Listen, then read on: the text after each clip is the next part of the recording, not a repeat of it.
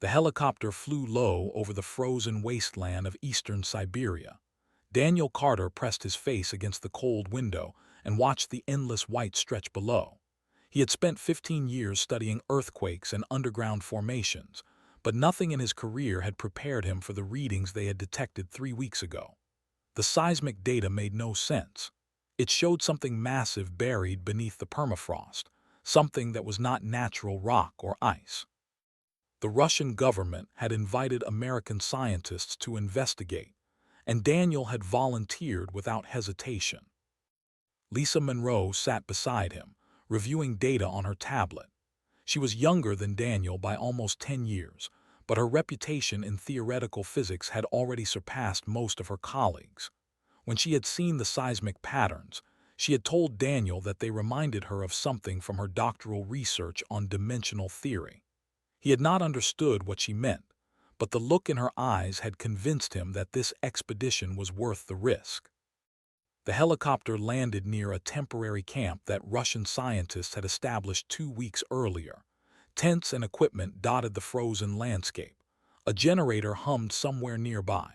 A Russian officer named greeted them and led them to the main research tent.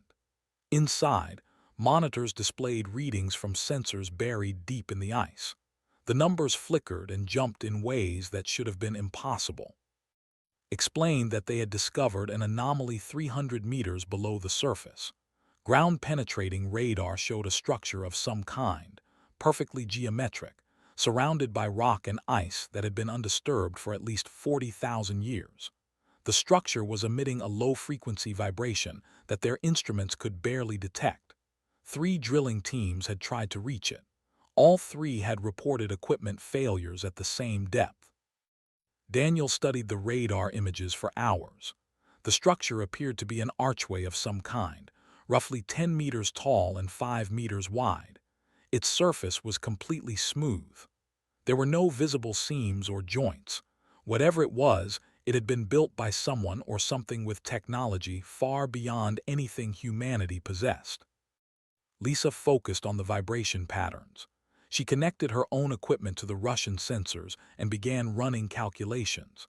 After several hours, she looked up with an expression that Daniel had never seen on her face before. She said that the vibration was not random. It was a signal, repeating on a cycle that matched certain theoretical models of dimensional resonance. She believed that the structure was some kind of doorway, and that it was waiting for something to activate it. The next morning, they began the descent. A Russian engineering team had managed to create a narrow shaft through the ice using thermal drills. Daniel and Lisa wore heated suits and carried portable lights and communication equipment. The descent took almost 2 hours. The walls of the shaft were smooth and blue, ancient ice that had not seen sunlight since before humans existed. When they reached the bottom, Daniel understood why the drilling teams had failed. The structure was surrounded by a field of some kind, invisible but tangible. It pushed against his body like a gentle wind. His electronic equipment flickered and died.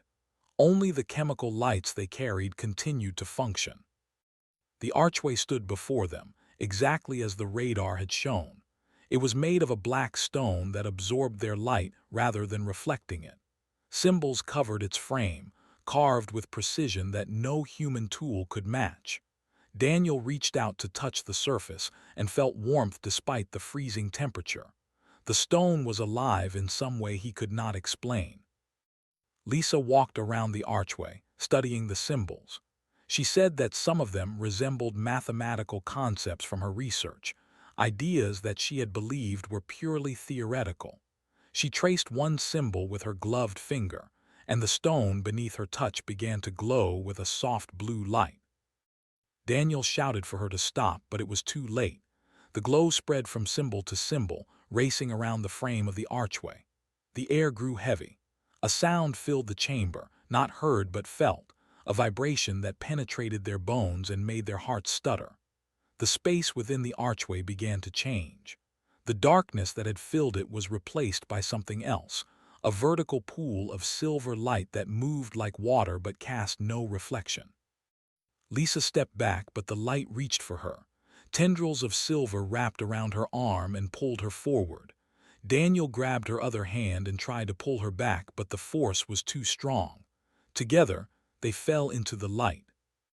The sensation was unlike anything Daniel had ever experienced. There was no pain, no cold, no heat. There was nothing except movement, a feeling of traveling vast distances in the space between heartbeats. Colors that had no names flashed past them.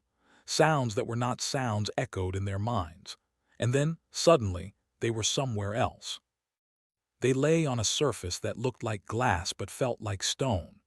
The sky above them burned with three colors at once, red and blue, and a shade that Daniel had no word for. Mountains floated in the distance, their peaks pointing downward toward a ground that seemed to curve in the wrong direction. Structures made of light rose on the horizon, pulsing with energy that made the air shimmer. Lisa stood first. She helped Daniel to his feet, and together they looked back at the archway. It stood behind them, identical to the one in Siberia, its silver light still glowing. But the chamber around it was gone. They stood on a vast plain of crystalline material that stretched to every horizon. Daniel tried his radio. Static filled his ears. Lisa checked her tablet, but it displayed only error messages. They were alone in a place that should not exist, with no way to call for help and no understanding of how they had arrived. Then they saw movement in the distance. Shapes were approaching, tall and strange, walking across the crystal plain with a grace that no human body could match. There were dozens of them, perhaps hundreds, emerging from behind the floating mountains and the structures of light. They moved with purpose, converging on the archway and the two small figures standing beside it. Daniel took Lisa's hand. Whatever happened next, they would face it together. They had crossed through a door that had been sealed for 40,000 years, and something on the other side had been waiting for them to arrive. Daniel and Lisa did not run. There was nowhere to run to, and the beings approaching them moved with a speed that made escape impossible. Instead, they stood their ground and watched as the strange creatures drew closer. Daniel kept Lisa's hand in his own and felt her fingers tighten around his palm. The beings stopped 10 meters away, forming a wide circle around the two humans. They were tall, nearly 3 meters in height, with bodies that seemed to be made of translucent flesh stretched over geometric bones. Their heads were elongated and smooth, with no visible mouth or nose. Their eyes were large and multifaceted, reflecting the strange light of the three-colored sky like polished gems. They wore no clothing, but patterns of light moved beneath their skin, pulsing in rhythms that seemed almost like language. One of the beings stepped forward. It moved with fluid grace, each step precise and deliberate. When it reached a distance of 5 meters, it stopped and tilted its head, studying Daniel and Lisa with an intensity that made Daniel's skin crawl. Then it raised one of its long arms and pointed at the archway behind them. Lisa spoke first. She said that they came from Earth, that they had not meant to intrude, that the gate had activated on its own. The being did not respond. It continued to point at the archway, its multifaceted eyes never blinking. Daniel tried a different approach. He knelt on the crystal ground and used his finger to draw a simple picture in the thin layer of dust that covered the surface. He drew a circle to represent Earth, then a line leading to another circle to represent this place. He pointed at himself and Lisa, then at the first circle, trying to communicate that they were visitors from another world. The being watched his drawing. Then it knelt as well and extended one of its fingers, which split into 3 smaller appendages. It drew its own picture beside Daniel's. The drawing showed multiple circles connected by lines, a network of worlds linked together. At the center of the network was a larger circle with a symbol inside it. The being pointed at the ground beneath their feet, then at the central circle in its drawing. Lisa understood. She told Daniel that this place was not a planet. It was a hub of some kind, a central point in a network of gates that connected different worlds. The being seemed to understand her words, or at least her tone. It nodded its elongated head in a gesture that was surprisingly human. More beings approached, and one of them carried a small device that looked like a curved piece of crystal. It pressed the device against its own head, then offered it to Lisa. She hesitated, but Daniel nodded. If these beings wanted to harm them, they would have done so already. Lisa pressed the device against her temple. A strange warmth spread through her mind, and suddenly she could understand the patterns of light moving beneath the being's skin. They were communicating, exchanging information in a language of bioluminescence. And now, through the device, she could hear their words translated into concepts her mind could grasp. The being that had first approached them introduced itself as. It explained that its species was called and that they had lived in this place for nearly 8,000 cycles. They had fled their original world when a great enemy had conquered their system and destroyed everything they had built. The gate had brought them here, to a place they called the Sanctuary. Daniel asked about the gate in Siberia, explained that the Sanctuary contained thousands of gates, each one connecting to a different world. Most of the gates had been sealed long ago, locked by the ancient beings who had built the network. No gate had opened from the outside in over 12,000 cycles. The had believed it was impossible. Lisa asked why the gates had been sealed. Patterns of light darkened, and its multifaceted eyes seemed to dim. It explained that the sanctuary was being hunted. A coalition of powerful species called the Dominion had discovered its existence centuries ago. They believed that the sanctuary contained the control systems for the entire gate network. If they could breach the sanctuary and seize that control, they would be able to travel anywhere in the universe instantly. No world would be safe from their reach. The other refugee species living in the sanctuary had managed to remain hidden for. The sealed gates protected them.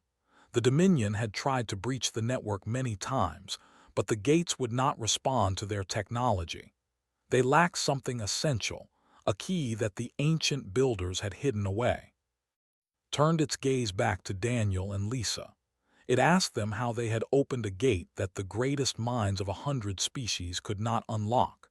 It asked what made humans different from every other species the sanctuary had encountered. Lisa had no answer. She explained that she had simply touched a symbol that the gate had responded to her contact. She did not know why. Daniel suggested that perhaps it was random chance, that the gate had been ready to open and Lisa had simply been in the right place at the right time, but rejected this explanation. The gates were not random. They were designed with intention. If the gate had responded to Lisa's touch, it was because something about her biology served as a key. They led Daniel and Lisa across the crystal plain to a structure made of light. Inside, other species waited. Some were small and covered in scales. Others were massive, with bodies like flowing liquid held in humanoid shapes. All of them watched the two humans with the same mixture of curiosity and fear that they had shown. An elder of the approached them.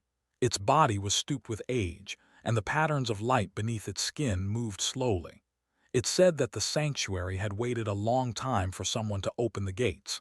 It said that the ancient builders had spoken of a species that would come one day, a species capable of unlocking what had been sealed. The prophecies were vague and filled with contradictions, but one thing was clear. When the gates opened again, the Dominion would know. And they would come with all their strength to take what they had sought for so long. Daniel asked what they could do to help. The elder studied him with ancient eyes. It said that the sanctuary had no warriors. The refugee species had survived by hiding, not fighting. They had no weapons, no soldiers, no ships of war. If the Dominion came, they would be slaughtered. But perhaps, the elder continued, the species that could open the gates could also defend them. Perhaps the key was not just about opening doors. Perhaps it was about standing in those doorways and refusing to let the enemy pass. Daniel looked at Lisa. She looked back at him. Neither of them was a soldier. Neither of them knew how to fight a war. But somewhere on Earth people did. And the gate behind them was still open. 3 weeks passed on Earth before anyone could organize a rescue mission. The Russian government had initially tried to keep the discovery secret, but satellite imagery and seismic data could not be hidden for long. American intelligence agencies detected the anomaly within days. Within 2 weeks, representatives from both nations were meeting in a secure facility in Switzerland, sharing information and arguing about what to do next. Colonel Price had served in the military for 22 years. He had fought in 3 wars and led special operations teams into situations that most people could not imagine.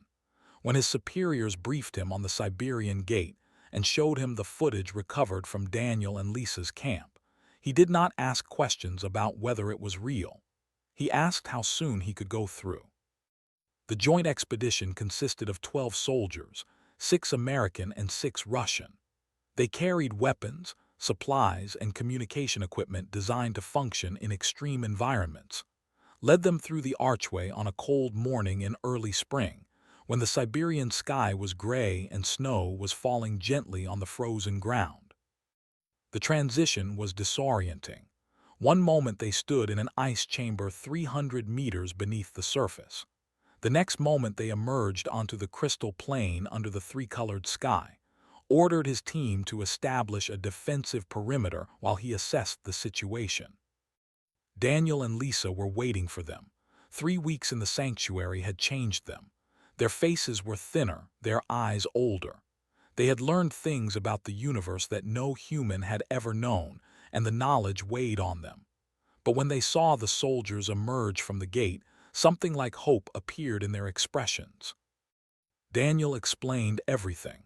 He told about thee and the other refugee species. He told him about the Dominion and their desire to control the gate network. He told him about the prophecies and the strange fact that human biology seemed to act as a key to technology that no other species could operate. Listened without interrupting, his mind already calculating logistics and strategies. Lisa took over when Daniel finished. She had spent her 3 weeks studying the gate network with the help of scientists. What she had discovered changed everything. The gates did not just respond to human touch. They responded to human neural activity. Something about the structure of human brains, the specific patterns of electrical signals that human neurons produced, matched the activation codes that the ancient builders had programmed into the network. No other known species had this compatibility. It was as if the gates had been designed to wait for humanity. Ask the obvious question. If humans could activate the gates, could they also control them? Could they choose which gates to open and which to keep sealed? Lisa said that she believed so, but she had not had the chance to test her theories. The control systems were located somewhere deep in the sanctuary, in structures that they had never been able to enter. Perhaps, with human help, those systems could finally be accessed. Before could respond, one of his soldiers called out a warning. Movement on the horizon. They were approaching, but they were not alone. Smaller beings ran alongside them, and larger ones floated above the ground on fields of energy. All of them were moving quickly, and all of them looked afraid. Reached first. Through the translation device that Lisa had learned to use, it delivered news that made stomach tighten. Dominion scout vessels had been detected at the edges of the sanctuary. They had somehow located this place, possibly by detecting the energy signature of the newly opened gate. An invasion fleet was being assembled. The Dominion would arrive within days. Made his decision quickly. He selected 2 of his best soldiers and ordered them back through the gate. He gave them a data drive containing everything Daniel and Lisa had learned, along with a handwritten message addressed to every military commander on Earth. The message was simple.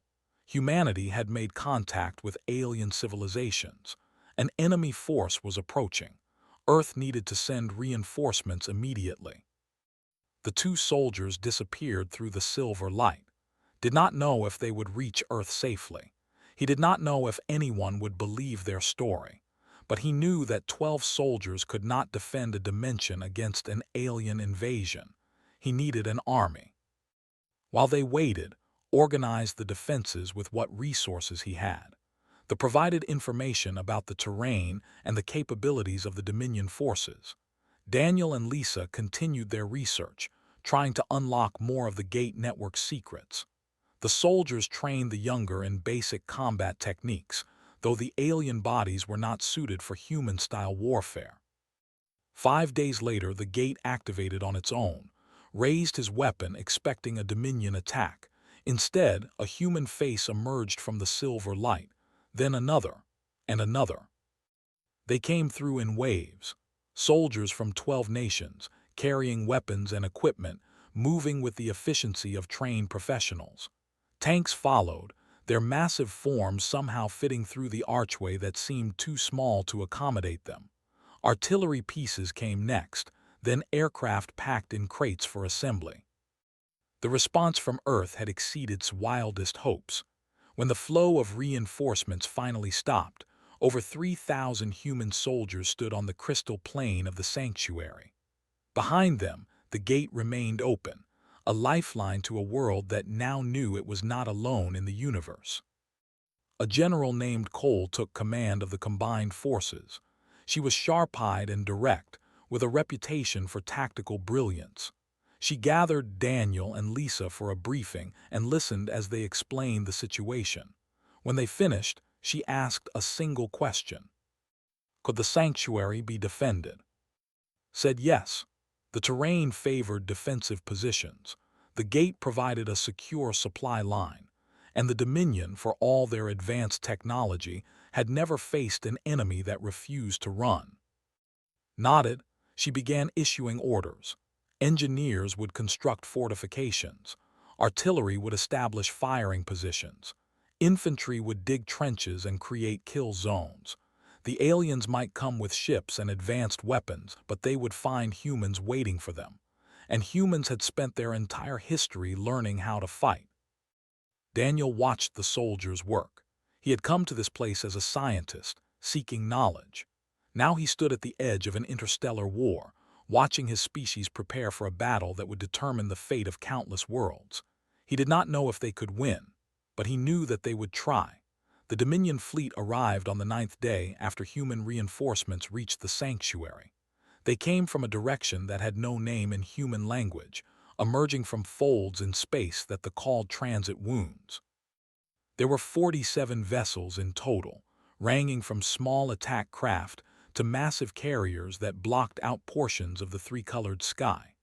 They descended toward the crystal plain like a swarm of metallic insects, their hulls gleaming with energy shields and weapon ports. General Cole watched them approach from her command post, a bunker constructed from sanctuary materials and reinforced with Earth-made steel. Her officers reported positions and readiness. 3,000 soldiers waited in trenches and fortifications that stretched across a 5-kilometer front. Artillery batteries stood ready behind the lines. Surface-to-air missiles pointed toward the sky. It was not much against an alien fleet, but it was everything humanity could send through a single gate. The First Dominion began their descent at midday. They were sleek and angular, designed to deliver troops quickly and efficiently. Let them come. She had ordered her forces to hold fire until the enemy was fully committed. Patience was a weapon, and she intended to use it. They landed 3 kilometers from the human lines. Hatches opened, and Dominion soldiers poured out. They were varied in form, representing at least 12 different species. Some walked on 2 legs, others on 4 or 6. Some carried weapons that glowed with energy. Others seemed to be weapons themselves, their bodies modified with blades and armor plating. They formed into units and began advancing toward the human positions. Gave the order. Artillery opened fire first. Shells arced through the strange sky and landed among the Dominion formations. Explosions tore through their ranks, sending bodies and debris flying. The aliens faltered, surprised by the violence of the attack. They had expected refugees hiding in ancient ruins. They had not expected high-explosive ordnance. The advance resumed, faster now. Dominion commanders pushed their troops forward, trying to close the distance before more shells could fall. They reached the 1-kilometer mark and gave her second order. Machine guns opened up from fortified positions. Rifles cracked along the entire front line. The air filled with the sound of human weapons delivering death at ranges the Dominion had not anticipated. Lieutenant Marshall commanded a section of the Eastern Line. His soldiers were dug in behind walls of crystal and earth, firing in controlled bursts at the advancing enemy. The Dominion troops were tough, their bodies armored and their technology advanced, but bullets did not care about technology. Physics was universal. A projectile moving at 900 meters per second would damage flesh and bone regardless of what galaxy that flesh came from. The first wave broke against the human lines like water against stone. Dominion soldiers fell by the hundreds, their advance stalling in a killing field of interlocking fire. Commanders called for support, and the carriers in the sky began launching attack craft. These were faster and better armed than the, designed to provide close air support and break defensive positions. They met surface-to-air missiles instead. The missiles were crewed by galactic standards, chemical propellants and explosive warheads guided by simple electronics, but they were effective. Attack craft exploded in mid-flight, their wreckage raining down on the crystal plain. The Dominion pilots had never faced ground-based air defense before. Their tactical doctrines had no procedures for it. The battle raged for hours. Dominion forces pushed forward in some sectors, only to be thrown back by counterattacks. Led one such counterattack on the second day, taking his soldiers over the top of their fortifications and charging into a Dominion unit that had breached the outer trenches. The fighting was brutal and close, humans and aliens grappling in the dust while bullets and energy beams filled the air. When it was over, the breach was sealed, and had lost 11 of his 30 soldiers. Sergeant Amy worked behind the lines, organizing supply and medical operations. She had recruited volunteers from the refugee species, teaching them how to carry ammunition and treat wounded soldiers. They were not fighters, but they could move quickly across the crystal plain, and they did not tire easily. Under Amy's command, they kept the front lines supplied even when Dominion aircraft tried to cut the human forces off from the gate. On the fourth day, Lisa Monroe made a breakthrough. Working with scientists in a protected facility behind the lines, she discovered how to manipulate the gate network from within the sanctuary. She could not open new gates, but she could close existing ones. More importantly, she could seal the transit wounds that the Dominion fleet had used to enter the sanctuary. Ordered the operation immediately. Lisa interfaced with the ancient control systems, her human neural patterns activating technology that had been dormant for. The transit wounds began to collapse. Dominion ships that were still in transit were destroyed instantly. Reinforcement vessels that had been waiting to enter found their pathway sealed. The 47 ships already in the sanctuary were cut off from their empire. The effect on Dominion morale was immediate and devastating. Their commanders had planned for a quick victory against primitive refugees. Instead, they found themselves trapped in a dimension they could not escape, fighting an enemy that refused to break. Desertions began among the allied species that made up the bulk of their ground forces. Some units surrendered entirely. The battle ended on the 9th day. Human casualties totaled 847 dead, with nearly twice that number wounded. Dominion losses were impossible to count precisely, but estimates placed them at over 15,000 dead and 6,000 captured. 3 Dominion command officers were among the prisoners, taken alive by a team that Price led personally into the last enemy stronghold. The surviving Dominion ships surrendered. Their commanders transmitted requests for negotiation, offering to withdraw in exchange for safe passage.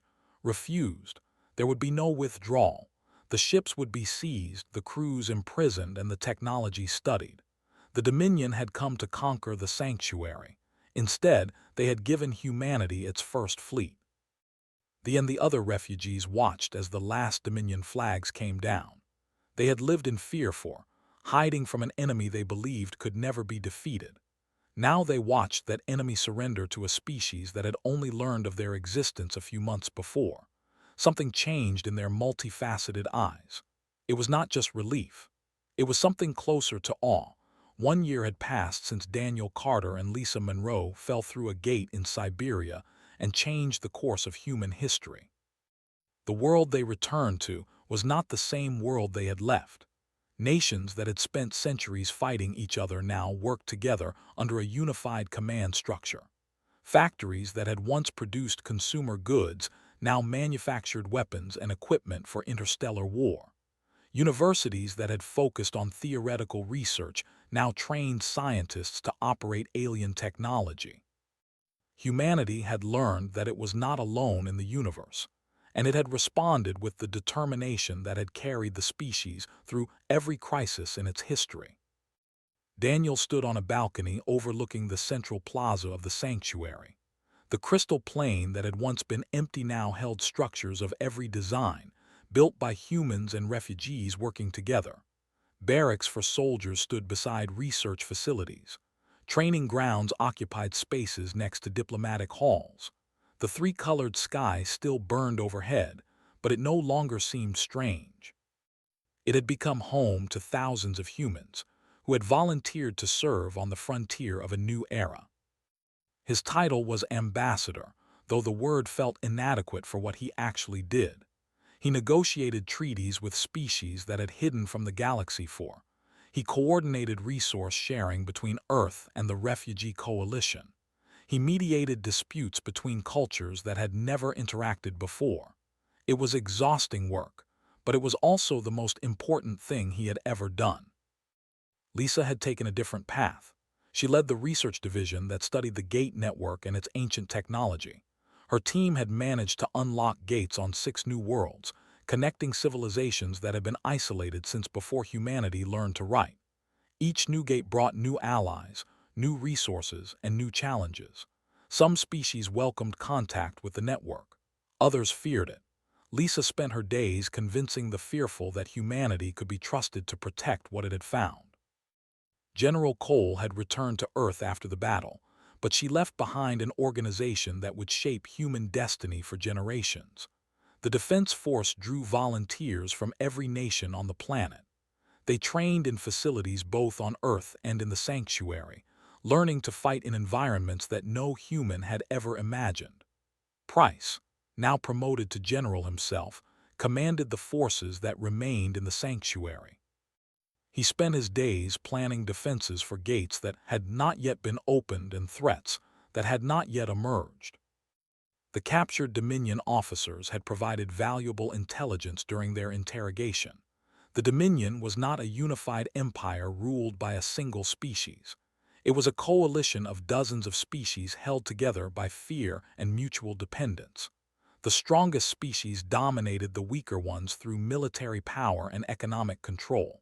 Rebellion was punished with extinction. Obedience was rewarded with survival. It was a system designed to last forever, built on the assumption that no force in the universe could challenge it. The news of the sanctuary battle spread through the Dominion faster than their leadership could contain it. Rumors became stories, and stories became legends. A primitive species from an uncontacted world had defeated a full invasion fleet. They had sealed transit wounds that even Dominion scientists did not understand. They had captured ships and commanders and technology. For the first time in recorded history, the Dominion had lost. The effects were immediate and dramatic. 3 species on the outer edges of Dominion territory declared independence within months of the battle. 2 more began secret negotiations with human diplomats who traveled through the gate network to meet them. The coalition that had seemed unbreakable began to show cracks that widened with every passing day. The elder who had first spoken to Daniel about prophecy requested a meeting 1 year after the humans arrived. Daniel and Lisa attended together, sitting across from the ancient being in a chamber made of living light. The elder's patterns moved slowly beneath its translucent skin, each pulse carrying meaning that the translation devices struggled to convey. The elder explained that its people had studied humanity since the first gate opened. They had observed human behavior, human society, human history as much as they could learn from conversations and data files. What they had found confused them. Humans were not stronger than Dominion species. They were not faster or more intelligent. They had no natural weapons, no armor, no special senses. By every objective measure, They should have been easy prey for any predator in the galaxy. Yet they had won. Not just survived, but won. They had taken a defensive position against superior numbers and superior technology and held it until the enemy broke.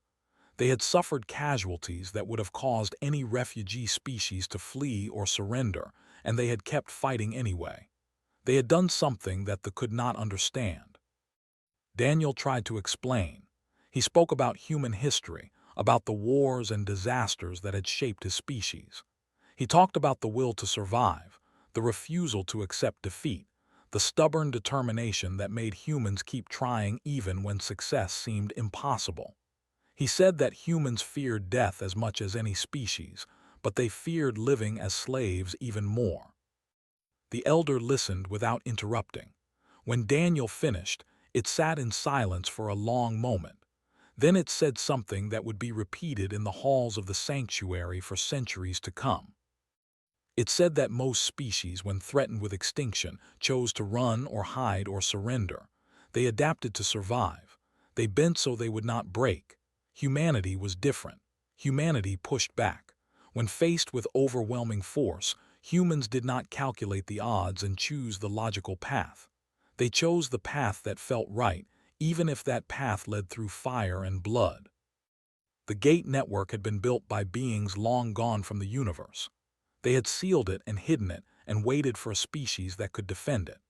Not a species that was strong or fast or intelligent, but a species that would stand in the doorway and refuse to move. A species that would fight for strangers they had never met, die for worlds they had never seen, and never stop until the enemy was defeated or they themselves were destroyed.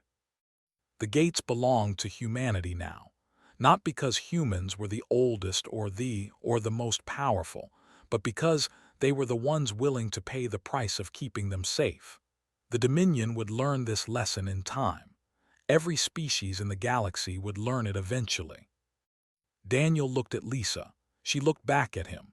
A year ago, they had been scientists studying earthquakes in the frozen wilderness of Siberia. Now they stood at the center of a network that spanned dimensions, holding responsibility for more lives than they could count. It was terrifying. It was wonderful, and they would not trade it for anything. The gates were open. Humanity was watching, and nothing in the universe would pass through without their permission.